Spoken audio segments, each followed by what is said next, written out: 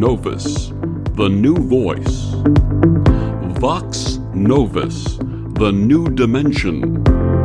Vox Novus, thought and movement leaders who will share from their experience and offer tools to help us navigate our rapidly changing world. My name is Victor Furman. Welcome to Vox Novus, the new voice.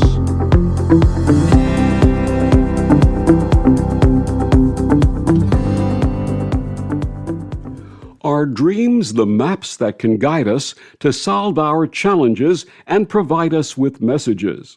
My guest this week on Vox Novus, Dr. Bonnie Buckner, says we may use dreams for personal and professional development, healing, and so much more.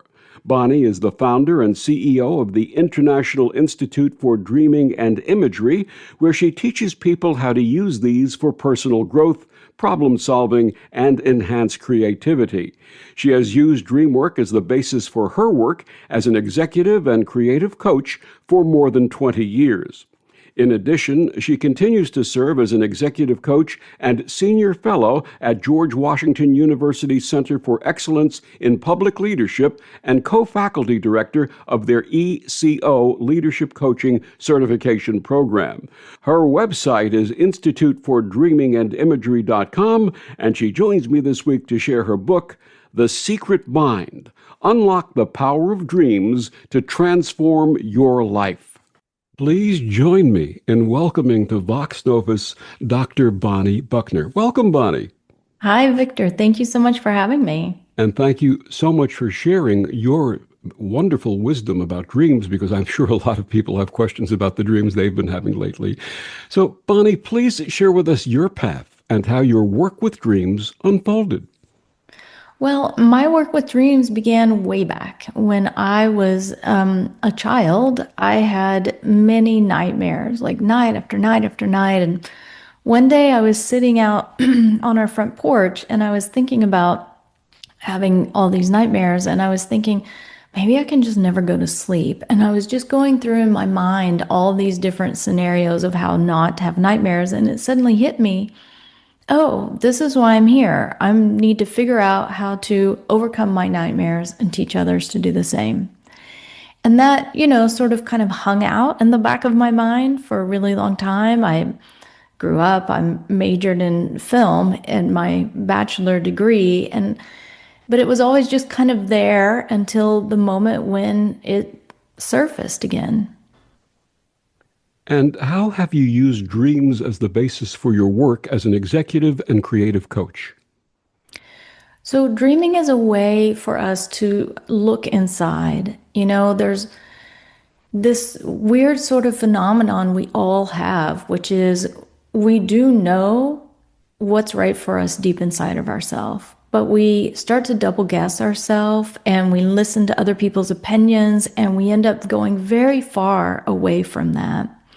And dreams are a way of cutting through all that external noise and going back to the truth of our inner self. And how did that develop as your work? I had always had in the back of my mind that I was interested in dreams, and I was really always moved by dreams, and I was taught a lot through my dreams about myself. And my father was really fantastic in helping me to understand that there may not be a career that's called, person who works with dreams. Because I grew up in the middle of nowhere in Texas, and that did not come up on very many career lists. He said, but find some of your other interests and let those be the vehicle through which you explore this. And I was interested in, I told you I got my bachelor's degree in film, and I was really interested in film because it was a way of moving people to new ways of thinking through images. And I was also interested in politics, how people gather other people together to do certain things that hopefully help communities. And I ended up exploring both of those. I was interested in psychology. I got a PhD in psychology. And along the way, through a series of dreams, I met a woman named Dr. Catherine Schoenberg, who had studied with a woman named Colette Albuquerque-Muscat. And Colette taught a very ancient lineage of working with images and inner images and dreaming. And Catherine had elaborated on that. And I began to study with Catherine and studied with her for over 10 years and then began doing this work. Wonderful. Tell us about your founding of the International Institute of Dreaming Imagery and what the Institute offers. Yeah, so it occurred to me after many, many years of working in this way with individuals, and that I had many wonderful people who had done this work with me for a really long time who were ready to do this work with other people. And it just made sense to me that, well, we're building a community of dreamers. And so I started the Institute to have a bigger space for us to not only work with people, but to provide classes and to start to develop other ways that people can learn more about dreaming and use their dreaming. So we have 4 pillars, if you will. One is for leadership development, and we work with organizations as well as with individuals. And another is the Dream Your World Artist Lab, where we work with professional creatives and performing arts foundations. We have just our regular individual classes that we offer on a variety of subjects that all sort of loop back around to dreaming. And we have the Dream Your World Kids program, which develops young dreamers. Wonderful. What inspired your book, The Secret Mind? On behalf of the Institute, I do a lot of work with George Washington University's Center for Excellence in Public Leadership. And I lead a leadership coaching program there. And the person who I work with said to me, you should write a book that really just puts all the academic things that you're talking about from that aspect of dreaming into, one place that we can make a part of this program. And it really kind of started there, and that came about during COVID. And as I started working on it, I started realizing that it was way more broad than that. And it was necessary to bring people back to their imaginations and their ability to imagine new ways for people to work together, be together, and to bring forward their own inner creativity to move their own lives in the directions they wanted. In your book, you share that we all have a secret mind, the part of our brain that has all the tools we need to solve our own problems, and that the secret mind can be accessed through our dreams. What is the interface between the secret mind and the conscious mind? Dreaming. That is the interface, because inside of ourselves we have knowledge. We know things, and we know it very simply. I'll give you a simple example. We say all the time to people, no, I know that job is not right for me, or, oh, that feels like me. I feel like me doing that. So we do know inside of ourselves what is me, what's not me, what's right for me, what's not right for me, but it's very abstract. And all day we're looking outside on a very tangible material world. So we need a material interface, and that is image. So when we dream, the abstractions of our inner knowings, our imaginations, our impulses, our feelings, our emotions are given image. And all of these images play out for us to look at them, understand them, to be moved by them, so that we can kind of see ourselves in a mirror, if you will, and then we can wake up and take choices. It's interesting that you gave the example of a position or a job, a career not being right for someone, or the place of work not being right for someone. Without going into a lot of details, I had a situation where the company I had been working for many years had changed leadership, and the new leadership was not, in my opinion, recognizing what I was bringing to the company, both in terms of the output that I had and building the company and my related financial compensation. And I had a dream that if I went to the next meeting and this gentleman even looked at me in an awkward way, that I would resign. And the very next day that happened. And I resigned. I left, and within 3 hours, I had 3 offers from companies who were aware of me that I'd worked with before, had offered me substantially more compensation, financial compensation than I was receiving, and welcomed me with open arms. So yes, absolutely. I love that story. And I get those kinds of stories all the time. I had a woman that I work with who had been told by a friend, hey, you should, put your resume in for this one job. And she put her resume in. She hadn't heard anything back, kind of, wrote it off. And then she had a dream months later that she walks in to meet this woman, and there's 3 white tables, and each table has a white envelope on it. And she opens one, and it gives a salary. And she wakes up and she knows she's going to get the job offer. And that particular number of salary was higher than what the original, when she had applied to the job was stated. And it was higher than she had ever had. So then it did come to pass. 2 days later, she got a call and they said, we're so sorry it took us so long to get back to you, but we would like to talk to you and we'd like to offer you this job. And so as they began talking about salary, because she had had that dream, she said, I just want to pause you right here. And she said, here's the number I'm looking for. And she threw that number out there. And they said, well, it's, a stretch for us, but let me go back and see what I can do. And they came back to her and she was like $2,000 off that number, what they offered. And she took the job and super happy there. And she came back to me and she said, this is a career first for me on many levels, including salary. And she said, I would never have had the courage to, even negotiate in that way had it not been for that dream. That's wonderful. And to that end, you share that dreams are the maps that can guide us to solve our challenges and provide us with messages. You gave it a great example. Can you give another example of how may we read them as maps? Yeah, a map is going to show us good trails and bad trails. It's going to show us where things are clear, and it's going to show us where, oh, here the trail drops off onto a cliff.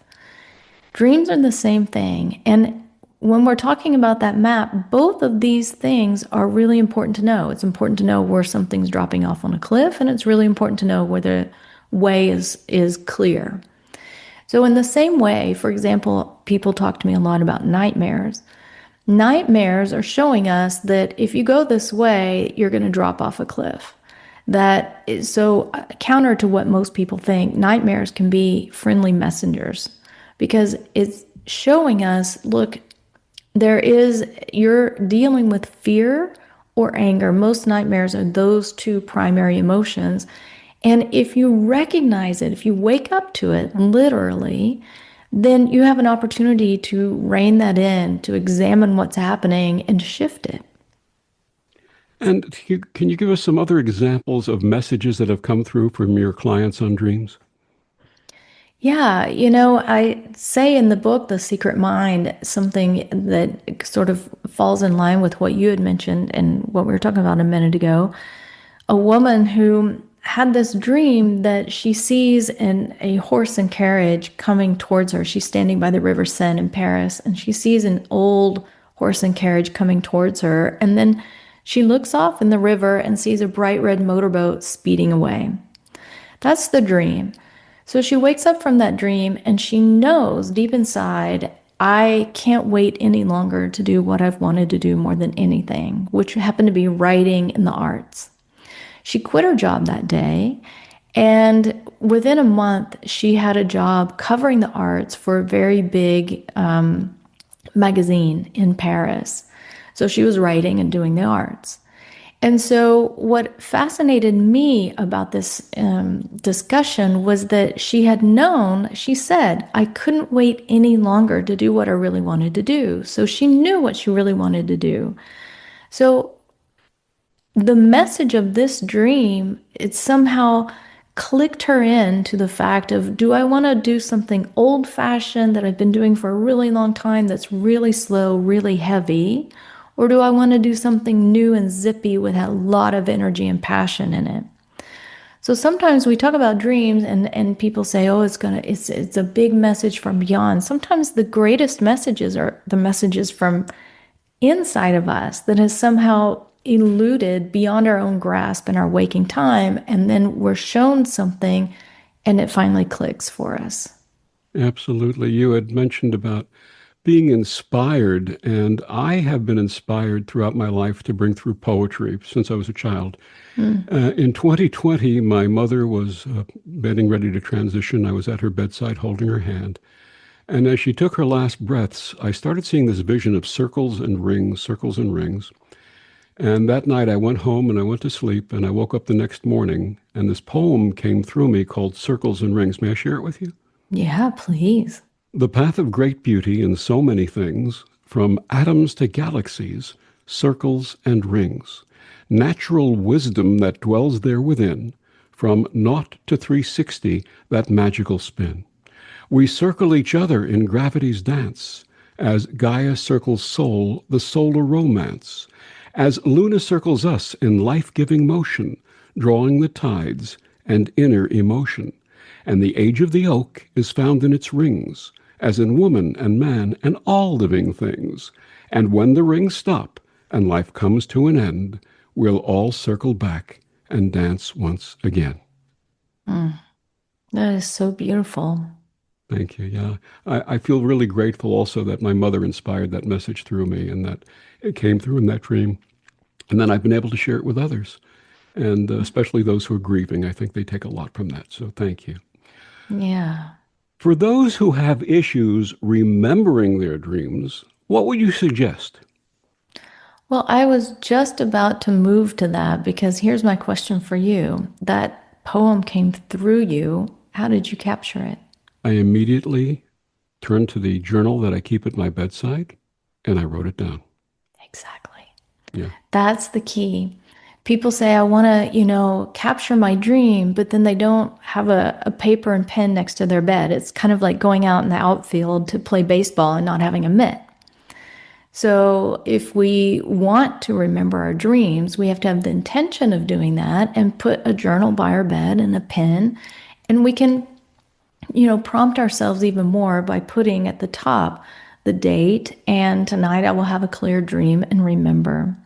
And that little sentence will often give us a little prompt as well. But the really critical thing is to immediately write it down as soon as we wake up.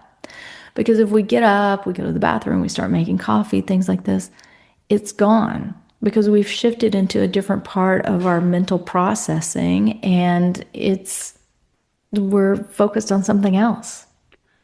Can we put a title on that page? Well, yes. And what I recommend, what we do in this lineage, is to work with the dream first after we've had the dream to know what it's telling us and then title the dream. So rather than on the top of the journal write, tonight I'd like to dream about this event that's been happening in my life, or name the event, is to have the dream first? Yes. Now, we can ask our dreams to give us a little more information about some kind of event or something going on, but a title kind of gives a summation. And when we ask our dreams, I'd like to know more about, let's say, a work event that's going on.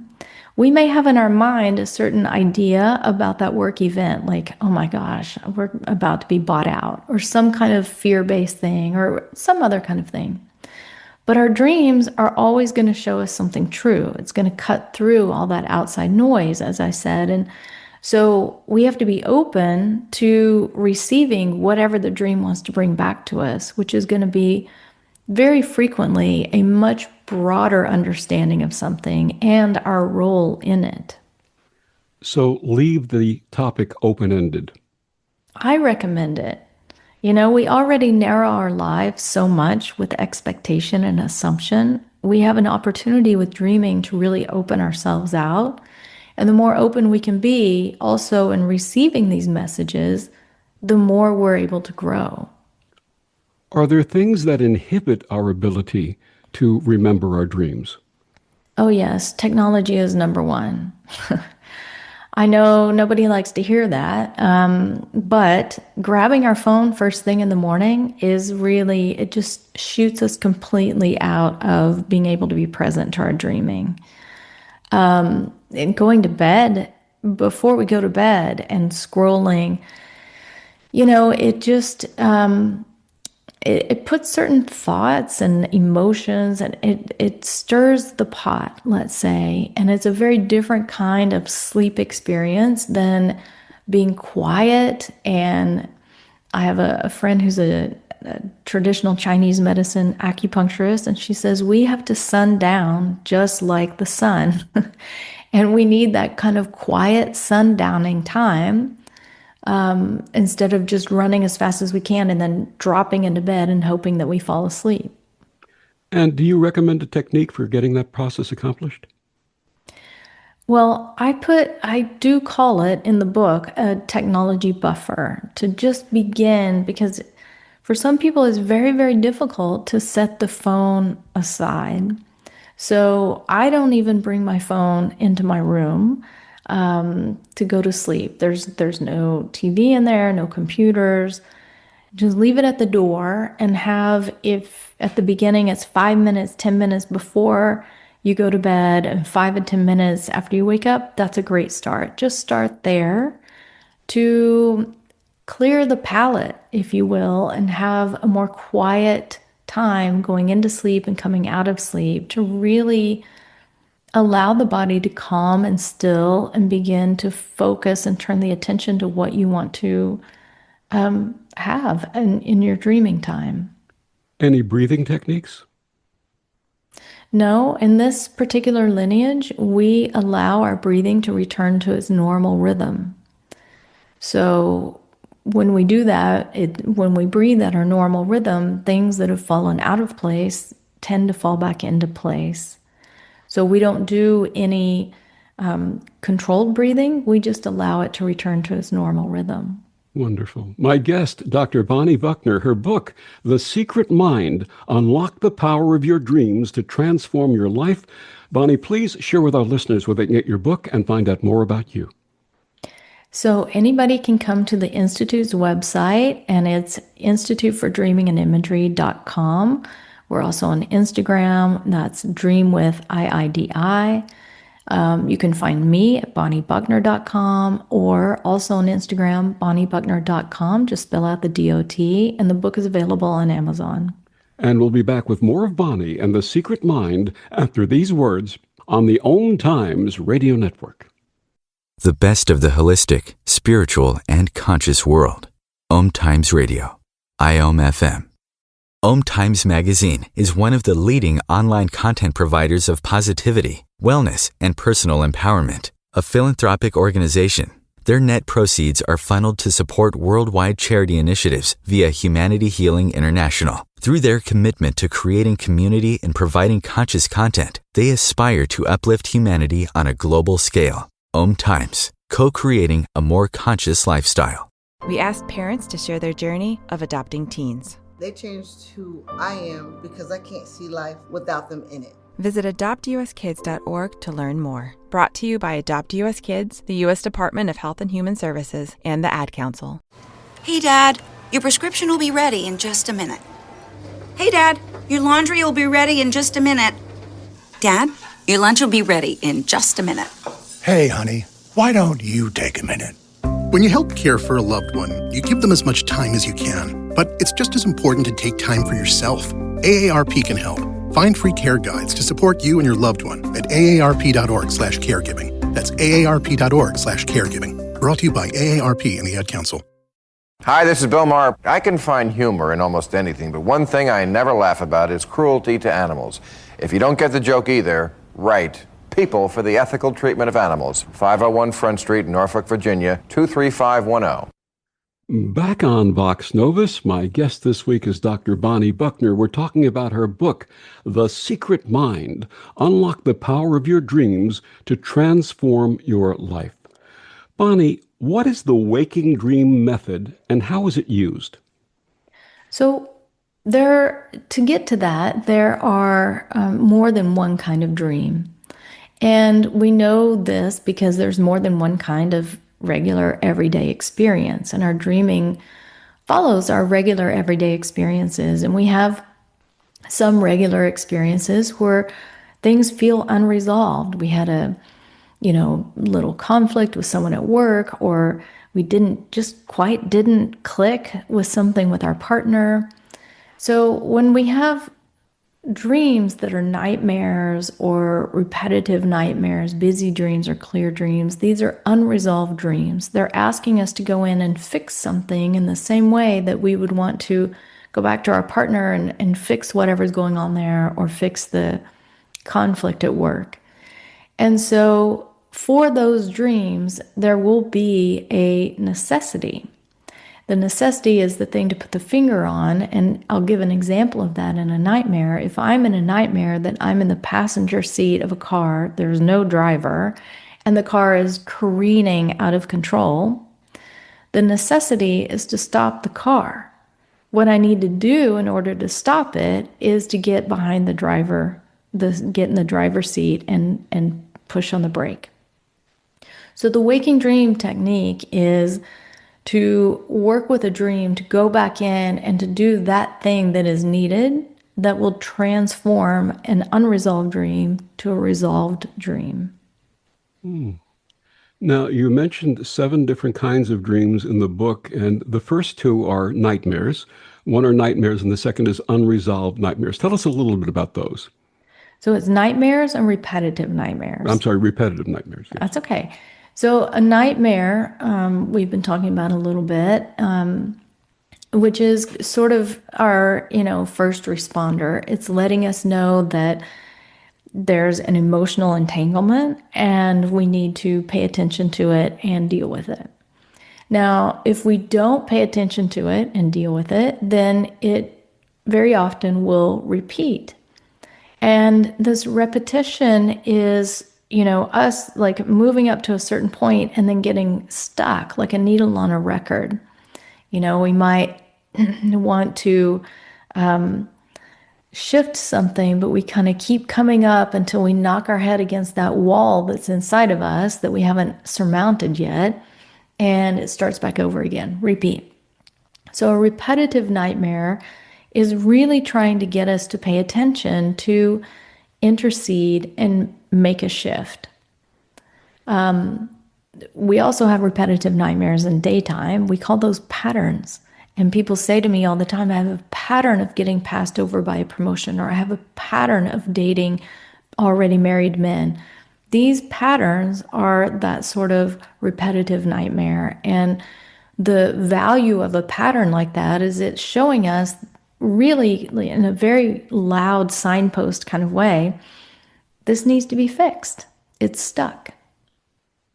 So nightmares don't always revolve around something frightening. Well, they can also be anger. A nightmare is something that is an emotional entanglement, but it could be fear, but it could just as well be anger. I had someone who had a dream that they walked into a stadium, a giant stadium, and they suddenly had this flamethrower and they just raised down the stadium and blasted out flames everywhere. And this was horrifying for obvious reasons.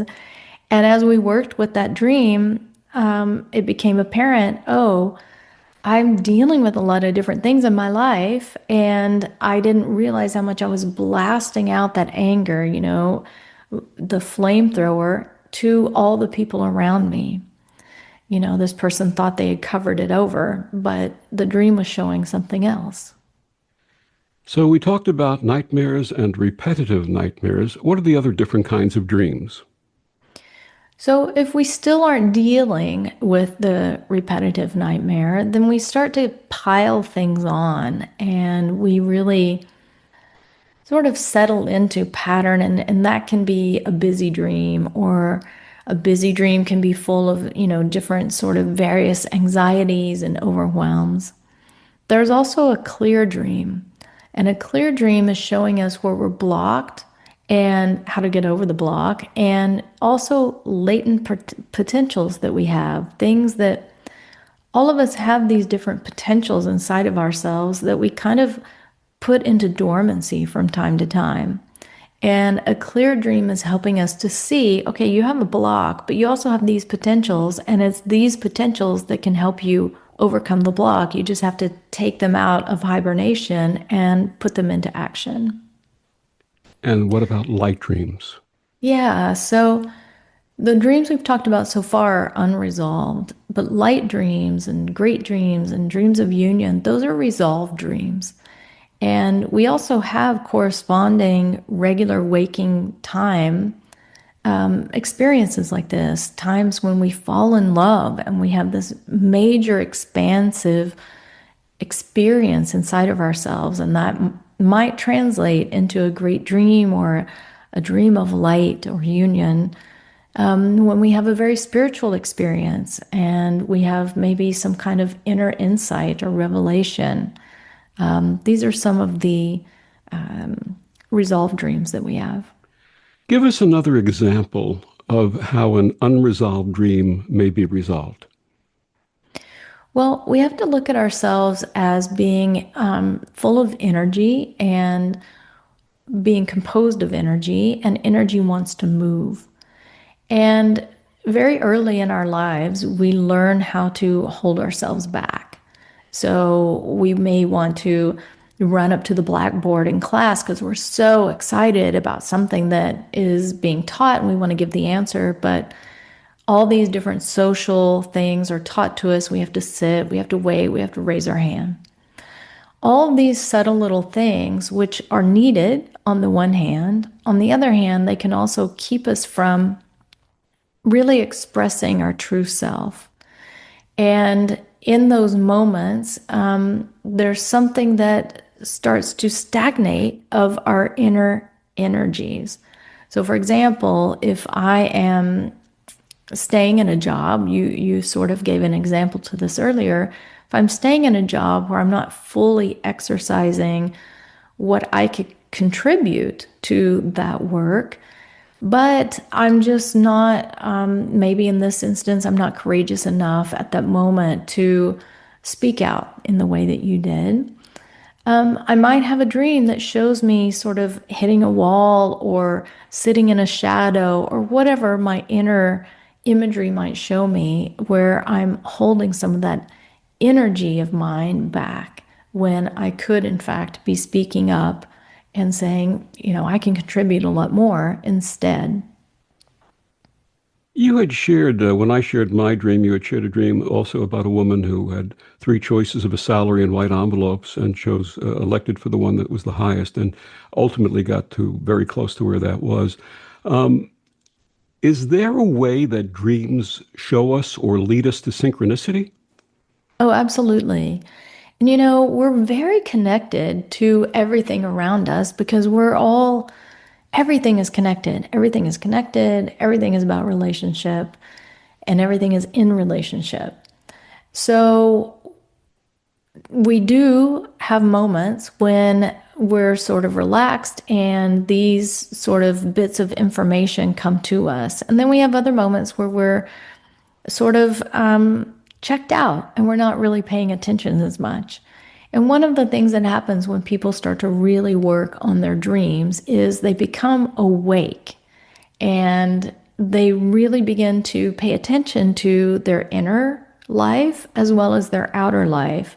And everything becomes not only more vibrant, but they start to notice a lot more of these synchronicities because all of these things are happening around us. If we're present to them, then we can pick them up in real time. But we're often not very present to it. Sometimes because we're just focused on something like driving our car down, the road safely. Sometimes because we're checked out. So the more present we can become, and having a dreaming practice really helps us to do that, the more these synchronicities begin to show up. In 1975, I was stationed in Seoul, Korea. I was in the United States Air Force. And one morning I woke up, and I don't remember the dream connected with it, but I remember a voice saying, "You have to call your mother back in New York. She needs to hear from you." And it was one of those voices that was a guidance voice. It was a very soft, reassuring voice, but said, you have to do this. And back in those days, as you may be too young to remember this, but there were connected phones. There were wired phones in the home. You could pick up the main phone and pick up an extension phone at the same time. I do remember that. Okay. And then I called the house. I called my mother's house, and my mother and my sister picked up the phone extension simultaneously. And I said, Mom, is there anything wrong? And my sister goes, oh my God, how did he find out? And it turned out that she was scheduled for major surgery the next day. And the message that I got to share with her was that the operation would be a complete success. She'd have a complete healing, rapid healing. Everything would be just fine. She needed to hear that from me. So I'm grateful for that message that came through that method. Yeah, and there are some famous dream stories in my family, and my grandmother, my Uncle Charles was in the war, and he was stationed abroad in the war. And one morning, my grandmother woke up and knew she had to make him his favorite fruitcake and mail it to him. And as she was making this fruitcake, she was putting so much prayer and intention into it, and she never recounted having a specific dream, just waking up knowing I have to do this. She sends it to him, and the day he received it, he hid it because he didn't want to share it. And when it came time for lunch, all of the guys said, hey, let's go down to the canteen. And he said, well, no, I'm not feeling so well, because he wanted to stay there and eat his fruitcake all by himself. And as it turns out, they got bombed that day, and the guys in the canteen died, and he lived. And another synchronicity, another type of synchronicity. You talk about people sharing their dreams with you and saying, I'm in a dream. They start by saying, I'm in a dream, as you call it. And my I'm in a dream is something that really moved me in ways and really identified something for me. This was my light dream. This was really my light dream. I dreamt that I was attending an angel academy and that it was our graduation day. And there was this huge temple, and there were 18 tables arranged in a U shape. And we were instructed to go from table to table, make eye contact with the respective angel at each table. And when they nodded their heads, move on to the next. And we went through this process of the 18 tables. At the end, we were directed to go to the main table, where we would receive our angelic name and our angelic assignment. The name I was given was Aviel, which in Hebrew means God is my Father. And my assignment was to be an angel to other angels. And I woke up in tears because I recognized that that was something I've been doing all my life. That is really beautiful. And it also told me that I had some negative things happening in conjunction with helping others in that way. And it told me, don't let those negative things stop you. Keep on going. This is what you're meant to do. Beautiful. That's just beautiful, Victor. Thank you. Thank you. I've also had dreams more recently, that was about 1.5 years ago, where I've been climbing up a circular staircase, trying to get to the top. Now, by the way, I'm retired. I'm 72. I'm retired. So there's no goal for me in terms of a professional goal or anything of that nature. But there's something about going to the top of this circular staircase that is meaningful to me. I don't know what it is yet. So this is one of my repetitive dreams. Is it really a truly repetitive dream? Yes, I've had it several times this year. Are you frightened in this dream? No. Have you gone back into the... I'm a little frustrated that I keep going and have not gotten to that exit point. Have you gone back into the dream and gone up? I get stopped. Every time I try to get up, I get stopped. Something stops me. Do you know what it is? I don't. I'm going to have to ask. I have it in my journal. I'm going to have to ask for the solution to that. Yeah. Yeah. And also, for me, as I hear that, life is a spiral. And every time we learn something, we go up a level on that spiral, and then we get to sort of circle around and see ourselves and our own inner development from, this new perspective. And then we learn something new and go up another level of the spiral. I have a feeling it has to do with an organization that I volunteer for, and maybe that's what this is about. And a little bit of frustration with, I'm not going to go any further than that. Let me leave it at that at this point. In your book, The Secret Mind, there are many dreams that those you have worked with shared with you. Is there one in particular that stands out because of its significance and result? Well, no dream stands out in that way to me because they're all just this beautiful tapestry of our inner dialogue. And I see, so frequently people have these insights from their dreams, and they're able to shift themselves and move into new places within themselves. And it's always a mystery. Dreams have 4 different levels, and the 4th level is mystery because we don't know what we're capable of. We don't know all the different ways that something can move us, even just going and standing in front of a piece of art, and suddenly we have all these insights and thoughts or ideas or things that, who knew we would think or feel that standing in front of that. And it's the same with our dreaming and at a much higher level. So I just love being with people in their dreaming and helping them to understand their dreams and move their lives into unexpected places. My guest is Bonnie Buckner. Her book, The Secret Mind, Unlock the Power of Your Dreams to Transform Your Life. We'll be back with more after these words on the Times Radio Network. Humanity Healing International is a small nonprofit with a big dream. Since 2007, HHI has been working tirelessly to bring help to communities with little or no hope. Our projects are not broad mandates, nor are they overnight solutions, but they bring the reassurance that no one is alone and that someone cares. To learn more, please visit humanityhealing.org. Humanity Healing is where your heart is. Grab a cup of tea or a glass of wine and tune in for Inspired Conversations with publisher Linda Joy on Tuesdays at 2 p.m. Eastern. Linda creates sacred space for leading female luminaries, empowering authors, heart-centered female entrepreneurs, coaches, and healers. A soulful venue where guests openly share the fears and obstacles they've overcome, wisdom and lessons learned, and the personal journey that led them to the transformational work they do in the world. Inspired Conversations to empower you on your path to authentic, soulful living. This is Kathy Beal, host of Celestial Compass, featuring astrology you can use.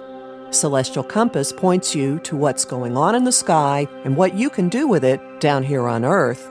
We also explore fun, effective, and cosmic tools for navigating this adventure we call life. Join me the first and third Monday of the month at 5 p.m. Eastern Time for Celestial Compass. It's enlightening, entertaining, and empowering.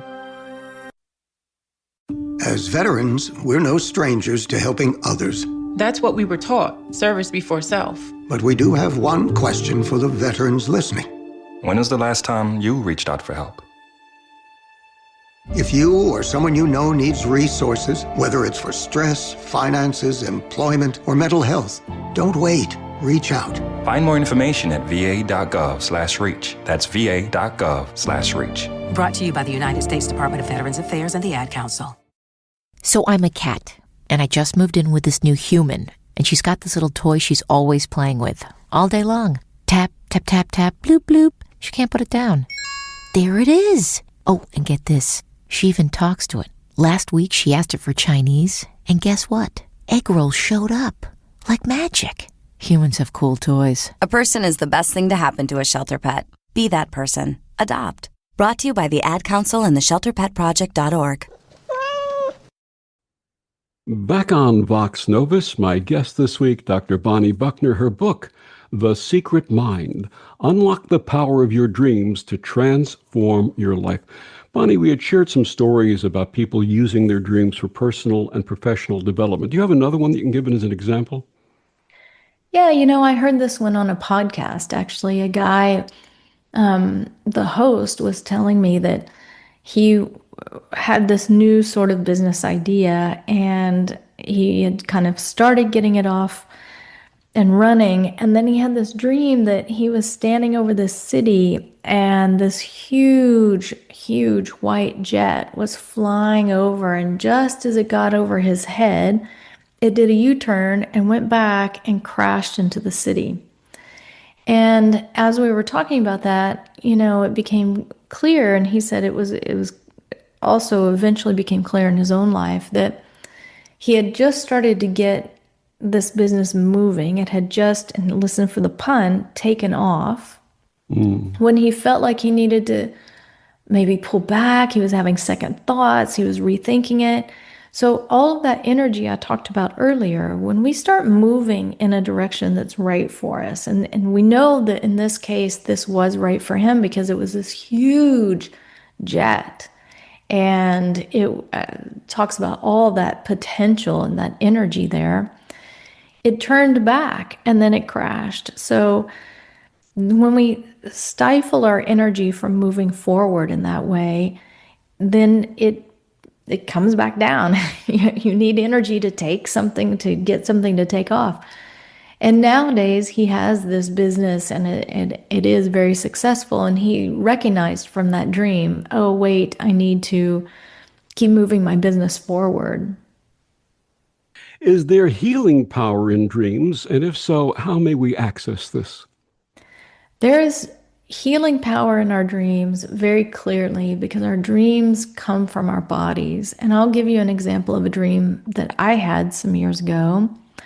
I dreamed that I step into my thyroid, and my thyroid looks like a boudoir with all these red velvet couches and pink and red lacy curtains, and my thyroid itself is laying on an old-fashioned fainting couch, and she lifts herself up just a little bit with her hand on her head like someone who is fainting, and she says to me, I need blood. So I woke up from that dream and I knew I had worked for many years with a traditional Chinese medicine doctor, and I just wrote him that dream. And he responded back right away and said, I know what you need, and sent me a bunch of herbs to help me build blood. And that was exactly what I needed. Wonderful. So when we get dreams that seem to indicate something may be wrong with us internally, what do you suggest? Well, it's always good to check it out. I'll give you another example of a dream that I had, this is many years ago, before I ever started working with this doctor that I work with now. I was living in LA, and it was kind of like a thing at that time. A lot of people were taking colloidal silver, and I had been kind of convinced by this naturopath to give it a try, and I started taking it. And just a few days in, I had this dream that I'm in this weird blue space, and all these weird blue beings with these weird blue goggles are running around, and their movements are super erratic. And I just know in the dream, I have a conscious moment in the dream where I'm like, this isn't me. Like, these beings are not me. I don't move. That's not a kind of rhythm that I have. And I woke up and I laid there in bed and I thought, I have clearly ingested something, or I have a virus or something, but something's in me that's not me. What could it be? And I sat there and I thought back, like, what have I started? Have I started anything new? And I realized I'd started that colloidal silver. So I got up and I Googled side effects to colloidal silver. And sure enough, one of the side effects, very rare, some people turn blue. Their skin turns blue from it. So I stopped taking it. But in times when, if you have some kind of dream that and that's the thing, there's all kinds of sort of regular everyday dreams where maybe there's a character in the dream who's not well, and this is just the dream language showing me there's a part of myself that I need to heal, which doesn't have to do necessarily with physical health, but maybe it's a insecure part of me, for example, that I need to heal so that it can become more secure.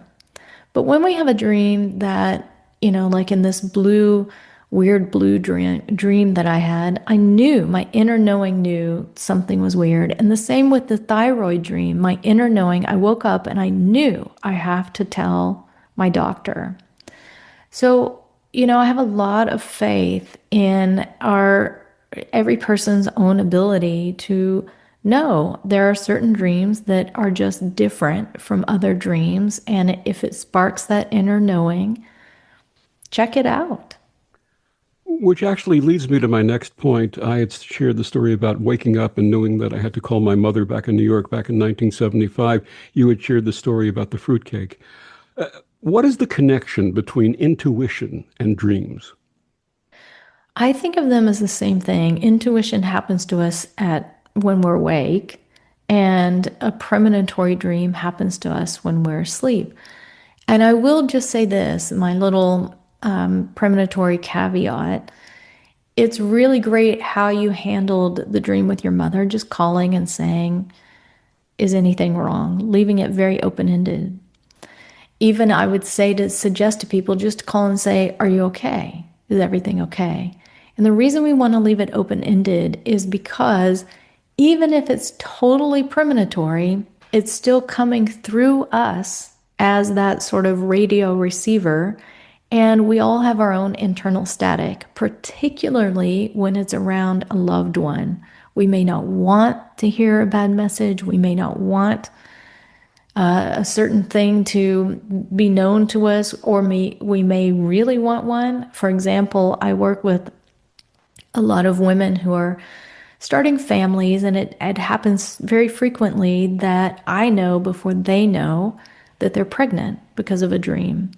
But I would never dare say that to them. I keep it to myself because we can't unring the bell, and those are big moments for people. So it's always really important to know the self and be able to distinguish between a regular dream about my mother versus a premonitory dream, and then to keep it as open-ended as possible in our first inquiry. Wonderful advice. Thank you for sharing that. In The Secret Mind, you share that our mission in life is to discover the great dream of self. How may we accomplish this? Well, I think, the great dream of self is something that is always unfolding. And what I mean by that is these parts of ourselves that we're stifling and not allowing to come to the fore. And I see it in so many different ways. I had a professional musician once come to me and say, can you please help me get a job in marketing? And I was stunned because he was making a really great living professional musician on tour with really big names. And as we dug into it, his dream that was stuck had to do with his father, who had said, an artist will never make money. And this person was getting a little older, and even though he had money, he was looking to start a family, and suddenly that old family pattern kicked in, and he was stifling the thing he loved the most. So whenever we're stifling the thing we love the most, we're not living our great dream of self. And it doesn't have to even be taken into a professional landscape the way this guy did. It could just be playing music at home for yourself, if that happens to be part of you. It's not, even so narrow as a doing thing. Our great dream of self is our most loving, open self, our ability to love others, to resolve conflicts, to make peace with people. And our dreams show us where we're not doing that, or they give us experiences where we feel that more and we're inspired to move into that and begin expressing that part of ourself more. What would you like your readers to take away from The Secret Mind? If people would start putting a journal by their bed and begin to write their dreams, that's the best place to start to really begin to see a much bigger picture of the self. And the sort of follow-up to that is to be curious about what arrives and not be quick to edit or discard it or say that's too weird or that would be impossible for me, but just get curious about it. Curiosity. Wonderful. My guest, Dr. Bonnie Buckner, her book, The Secret Mind, Unlock the Power of Your Dreams to Transform Your Life. Bonnie, one more time, please share with listeners where they can get your book and find out more about you and your wonderful work. Thank you. You can get the book on Amazon, and you can find me at bonniebuckner.com. It's the same handle on Instagram, or you can find all of our classes at the Institute, and that is Institute for Dreaming and Imagery.com or Dream with IIDI on Instagram. Bonnie, thank you so much for joining us and sharing all of your work and your wisdom. Thank you. Thank you very much for having me. And thank you for joining us on Vox Novus. I'm Victor, the Voice Furman. Have a wonderful week.